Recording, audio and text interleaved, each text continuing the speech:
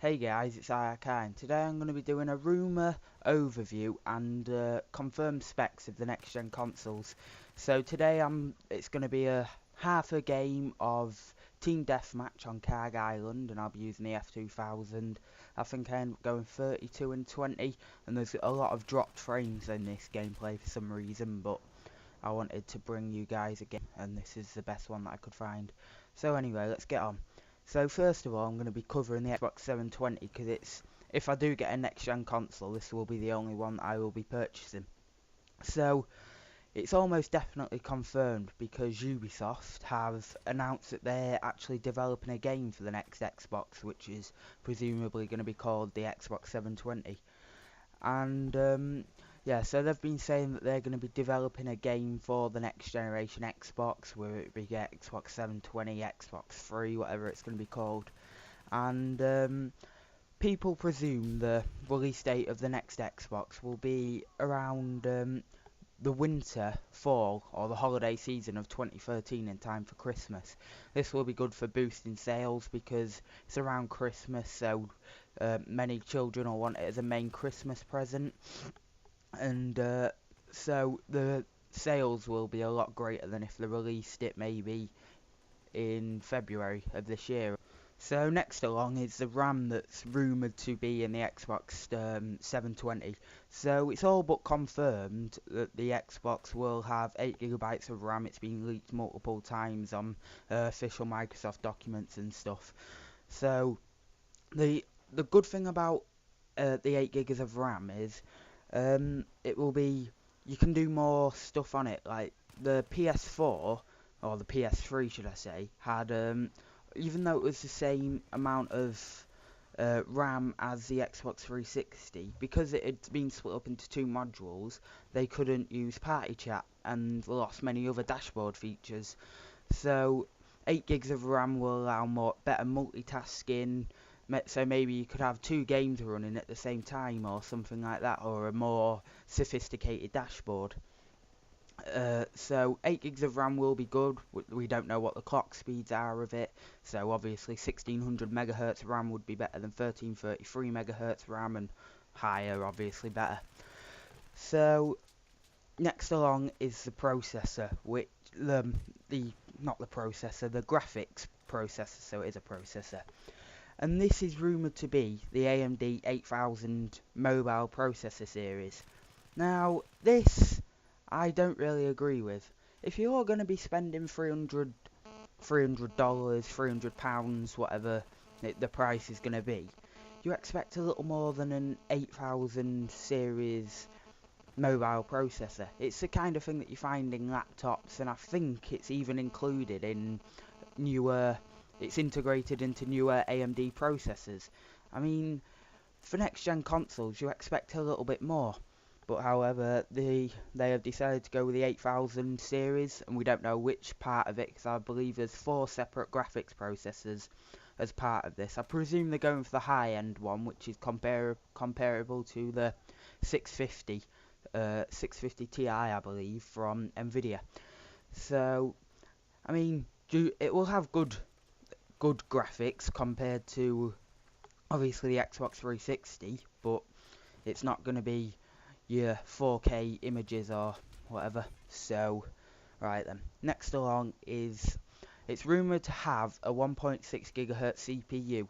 And I was reading some articles about this, and everybody was raving about it. Oh my god, it's only 1.6 GHz. The Xbox 360 is a 3.2 GHz one. But what they don't understand is, I believe it will be the 6-core, maybe a 6-core Intel processor, or maybe the 8-core AMD processor. If you have more cores, you don't need a higher clock speed. So, I mean, people just believe that the clock speed is everything. But you could have a 3.2 GHz dual core, and that will perform lower than maybe a 3 GHz quad core.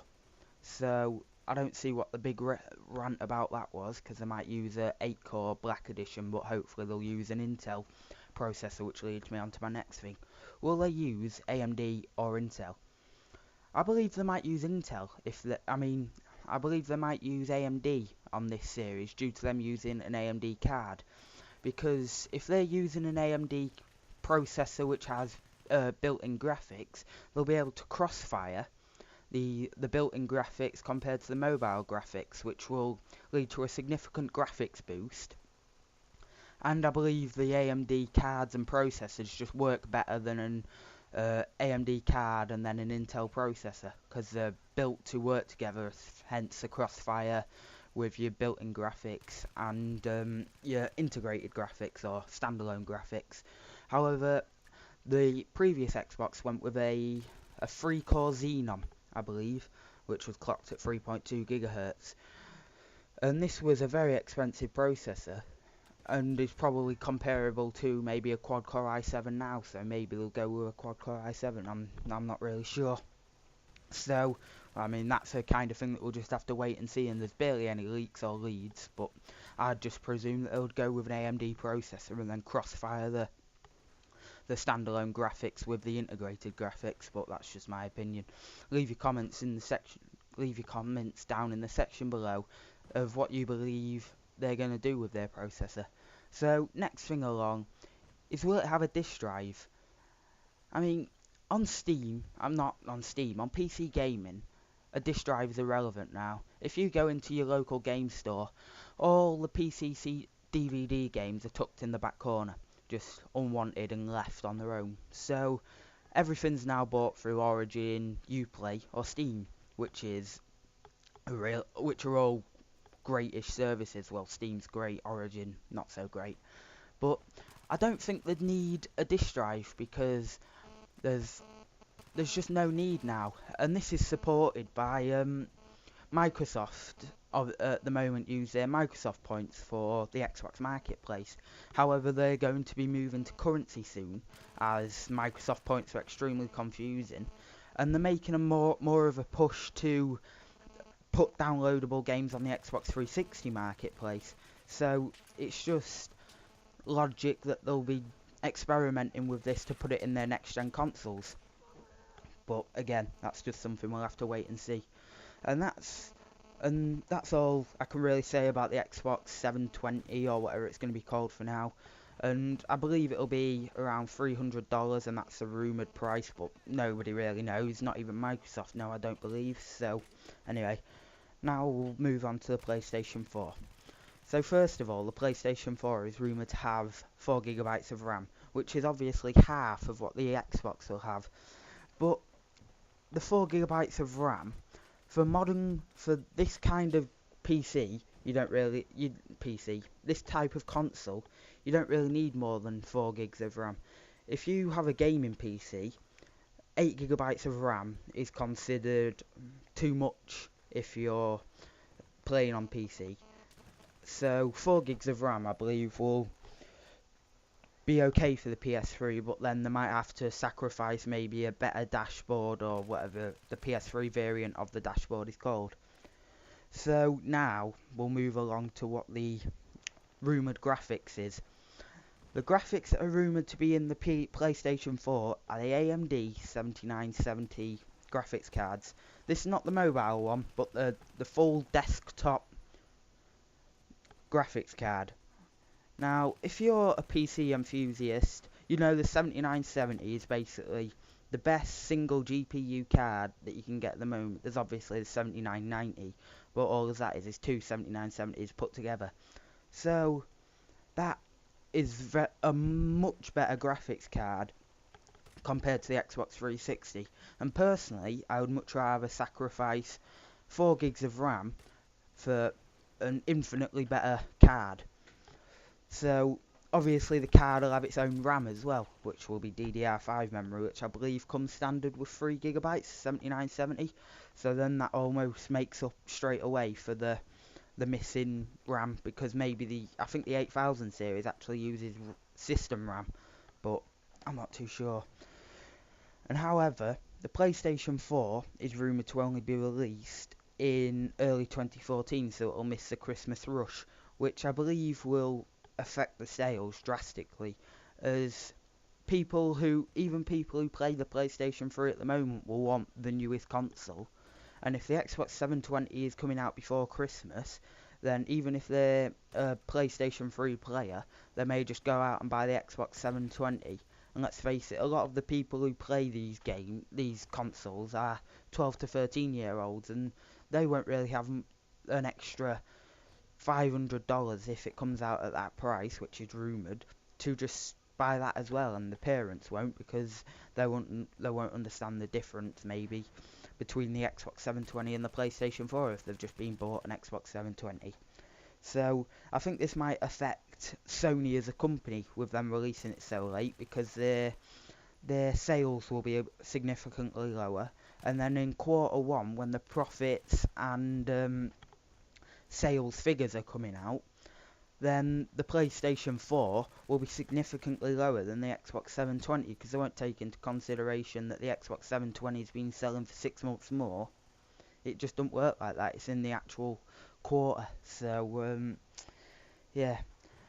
Right, so another thing which they did with the PlayStation 3 was they said that it was going to be cross-compatible with PlayStation 2 games. However, this was only going to be present in Japan, so only Japanese PlayStation 3s were compatible with PlayStation 2 games, and this caused a lot of people not to buy the PlayStation 3. And it's been rumoured that they're going to do it again with the PlayStation 4, so PlayStation 2 and 3 games won't be cross-compatible on the PlayStation 4, which I find it a bit of a bummer, because I mean, I still have the original Halo for my Xbox and just enjoy sometimes going on it, or Halo 2, and it's just nice to revisit it instead of having to mess about with emulators on a PC and stuff like that. So, and this is inevitable really, but Sony have just filed for a patent that will stop second-hand games from working on their PlayStation. That's it, just not at all. Like, very much like the EA do now with their Game Pass, I believe. But, so that's just going to stop second-hand games, which is actually the game store's largest profit in a lot of ways, because the money that they make from the second-hand games is pure profit. Whereas if you sell a brand new game, you've got the actual game creator, and then you've got the middleman, and then there's just so many people taking chunks out of it that it makes it almost worthless selling. So obviously there's going to be no second-hand market. So now the game shops are going to go bust, and then so it's just going to be inevitable that all of them are going to go to cloud-based gaming. It is the future. So I believe the PlayStation 4 also won't have a disk drive, but I'm not too sure, because a lot of people buy the PlayStation 3 as a Blu-ray player, as it comes out with firmware updates. However, other Blu-ray players don't come out with firmware updates, so it makes the PlayStation 3 a better buy at maybe £200 over a £120 Blu-ray player, because it plays games, and then you've got Netflix, and then you've got your other streaming content, and then if you buy a Blu-ray player, it just plays Blu-ray movies, and for an extra £70 more, or $100, you get so much more expandability with the console. So yeah. And will the PS3 also have HDCP as the PS3 has? Because I see it as people who do gameplays is basically free advertising.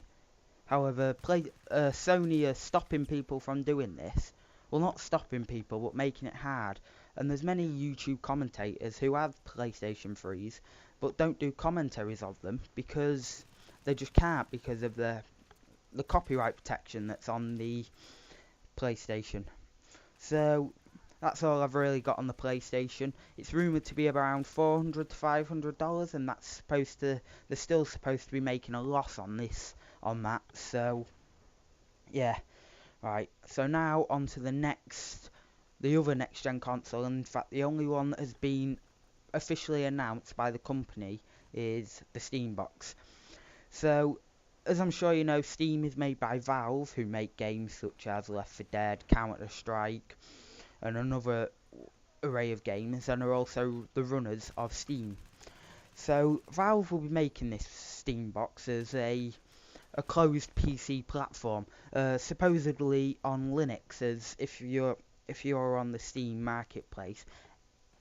Valve are making a really big push to get content creators onto the Linux platform. So, and Linux is a very open and fast system with not so fast system specs, so you can squeeze a lot more out of your components, as Linux is very light based and takes up very and doesn't strain your PC at all. So I'm going to carry on this for a bit, so I might put some clips in at the so I might be adding some more clips on. So it's Steam have been making a very controller based push, as in the Steam sale at the bottom there is a controller optimized sale. So this is saying that they're going to be using a controller and not a keyboard and mouse, because if you're playing on a big screen TV, you don't want to be using a keyboard and mouse while you sat on the TV. So it'll be controller based, and the big picture layout as well is also been baited for a long time and has officially just come out, and that will be what the software is on the Steam box. And however, there is absolutely no specs whatsoever that have been leaked, and it's just so tightly guarded. But it's supposed to be announced around March of 2013. However, if you have any history with Valve, you know, a Valve time, it could be March 2014 through Valve time. We just don't know, but until there's any official announcements, we just don't know. So anyway, guys, that's it for my little next gen console roundup. If you enjoyed it, could you please like the video and subscribe? However, there will not be any videos out through the next week. So anyway, guys, if you enjoyed the video, it would be greatly appreciated if you could leave it a like, a favourite, and then perhaps subscribe to the channel for weekly videos. Maybe 2 videos a week soon. So anyway, guys,